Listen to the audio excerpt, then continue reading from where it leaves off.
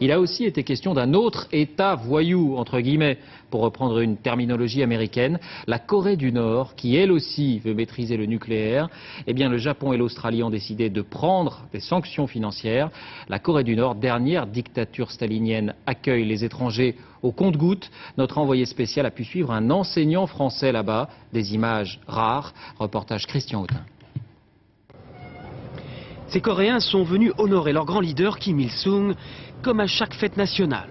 Une scène aujourd'hui familière pour Hervé de Voulon.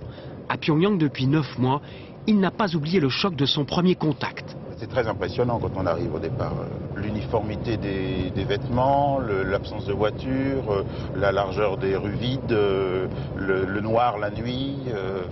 Les transports en commun aussi sont assez dégradés. Donc on voit les omnibus en panne, les gens qui attendent. Les gens marchent beaucoup. Après, on s'habitue en fait à cet environnement, mais au départ, ça fait presque un petit peu peur, je dirais. 3 fois par semaine, l'unique professeur de français en Corée du Nord donne ses cours au lycée des langues étrangères. C'est sa seule occasion d'être en contact avec les Coréens. Le reste du temps, il vit seul dans un quartier réservé aux étrangers.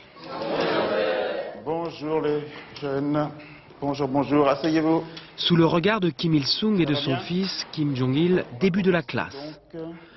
Aujourd'hui, sujet d'étude, Paris-Plage. Pour cette 5e édition de Paris-Plage, la capitale a mis en œuvre. Ces élèves étudient le français depuis seulement 4 ans.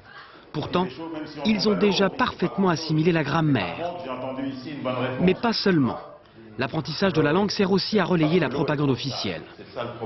Morceau choisi. Nous, on travaille librement. On n'a pas besoin de l'argent. C'est notre État qui s'occupe de nous. Sans le généralissime Kim Il-sung, nous serions traités comme des animaux par les impérialismes. Et qu'est-ce qu'il y a? Un sujet qu'Hervé de Voulon se garde bien d'évoquer. D'ailleurs, la présence de ce professeur coréen qui assiste à tous ses cours incite à la prudence. Les voyageurs.